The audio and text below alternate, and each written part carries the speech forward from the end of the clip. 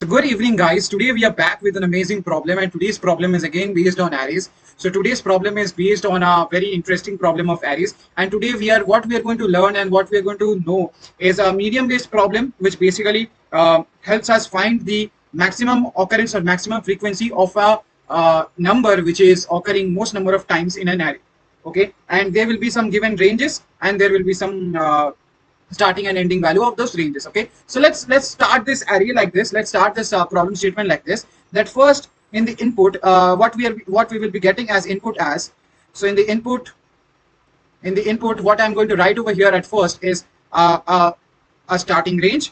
So in the starting range array there will be some range values. Okay, so the say for example the starting range value will be 2, 1 and 3. Okay, so in the starting range value it is 2, 1 and 3, and and in the ending range value it is 5, 3 and 9. So and the ending range value, say ending range value is 5, 3 and 9. 5, 3 and 9. Okay, so my question will be to find the most number of times the value which is occurring over here in between these ranges. So what we can get from this, first what I'm going to do is I'm going to put the ranges in a dimensional box. Okay, so if I see the ranges will be, first I'm going to create a box over here which has the elements 2, 1 and 3, and a second box which has the element 5, 3 and 9. So whenever I'm doing this, what I can figure out is that this is the starting range and this is the ending range. Okay, similarly this is the starting range and this is the ending range, and similarly for this. Okay, so there will be a size of the given two ranges. So I can write it over here, say m equals to 3, as this is the input value of the size of this particular range, and n equals to 3 as the size of this particular range. So now I have these ranges. Okay, so now let's note down what are the elements which I can write between 2 to 5. So in the array which has the range 2 to 5, what I can get out of it is, it will start like this: 2, 3, 4 and 5. Okay, for a second range, what are the elements which I can get is 1, 2 and 3, and for the third range what I can get is 3, 4, 5, 6, 7, 8 and 9. Okay, so if I see that which element is occurring how many times in which array.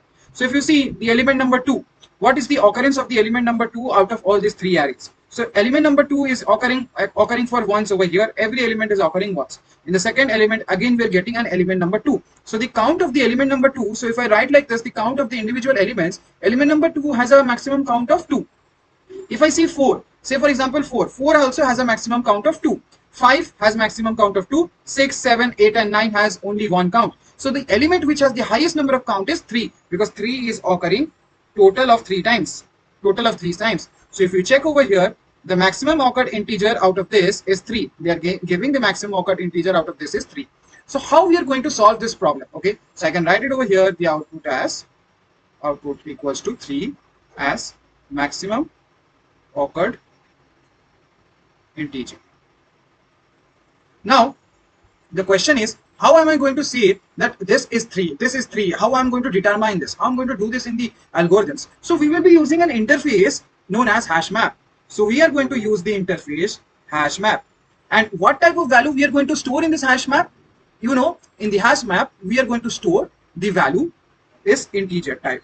Okay, so we are going to store two values in the HashMap, which is of both of them has an integer type. Say for example we can name the HashMap as, say ABC equals to new HashMap.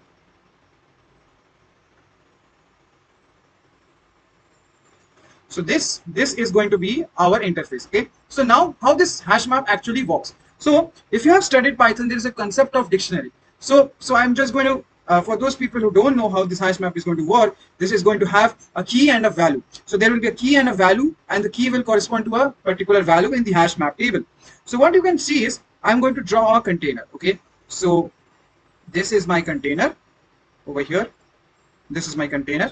Okay, say I'm going to name this container as ABC because the name of my HashMap is ABC. Now I will store the values. I will take the values and store the values. So what values do I have? 2, 1, 3, 5, 3, 9. Okay, 213539. Okay, so before doing that, what are the total possible values I can have? You can see in the first one I have 2, 3, 4 and 5.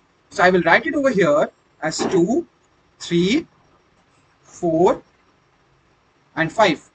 Okay, after this what I am getting? I'm getting 1, 2 and 3. So I'm getting 1 again. 1 is also there. Okay, what other values do I have? 6, 7, 8 and 9. 6, 7, 8 and 9.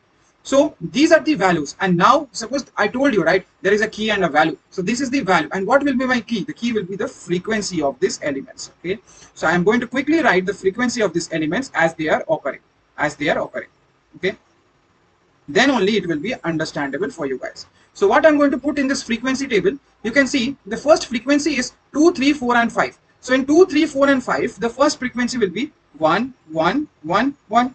Okay, the next is 1, 2 and 3. So again 1 is over here, we are encountering a frequency of 1 over here. For 2 we are getting another frequency. So I will omit this and write the updated frequency as 2.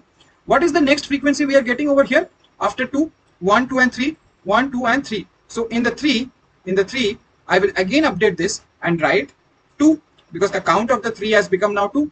Similarly, what is the next frequency we are getting? Oh, we are again getting 3, 4, 5, 6, 7, 8. So again this 3 will be omitted and the new count of 3 will be stored.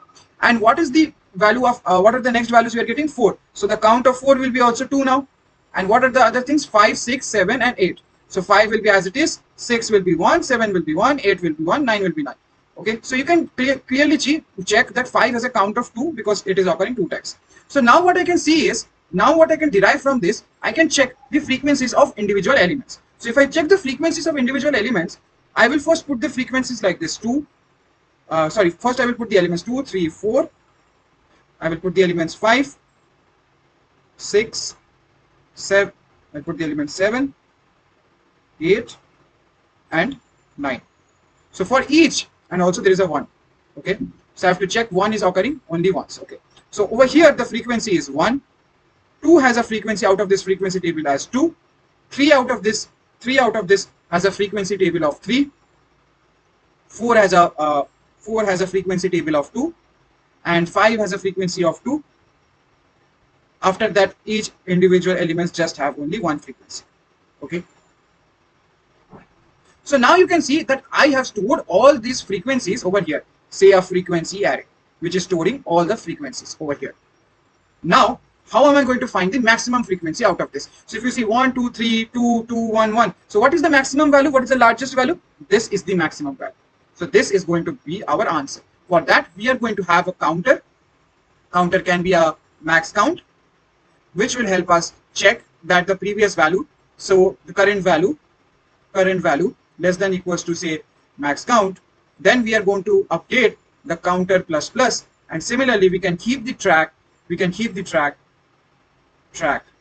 of that element. So now we are going to, there is a given function called this. I have to create a hash map of the type integer. So I will go over here, hash map. I will go over here and create a hash map of the type integer. Since I am having two values, as I told you, a frequency and a value, I will take two integer data types and the points as points equals to new hash map. Once the hash map is created, I'm going to populate the hash map with the values. So I'm going to populate it by int I equals 0, I less than n, I plus plus. So for populating the values, what I'm going to do is I'm going to add points dot put. Over here, what I'm going to do basically is, I'm going to take the lower range. So if you see, the lower range is L. So I'm going to take L of I, comma, points dot get or default,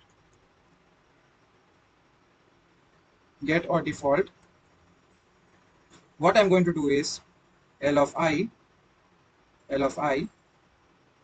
comma 0 plus 1.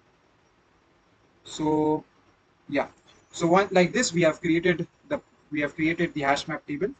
Similarly, I have to add the second range. So for the second range, everything will be same. Only thing will become R of I plus 1, get or default R of I plus 1, 0, over here minus 1.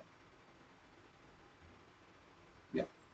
So once the for loop is created, we are going to check the track of the maximum occurred integer. Like I told, int max count equals to 0 initially, and then max occurring, say max value equals to minus 1. This is the default value I'm taking. Now also current count equals to 0.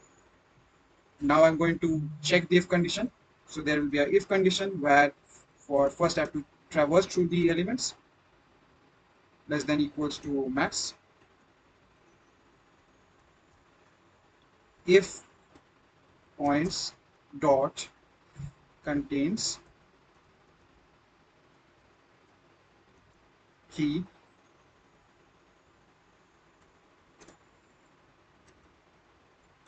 in this, we are going to pass the key value.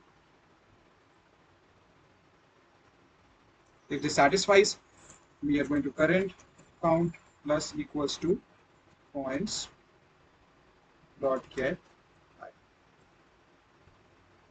So this was the if condition. Next we are going to check if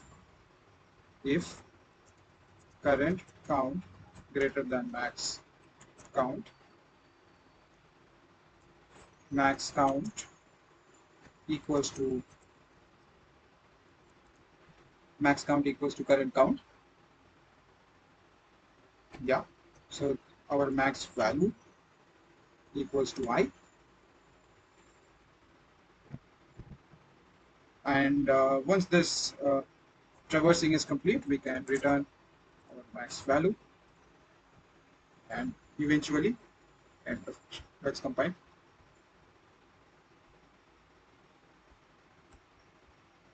So max value, we are missing a semicolon.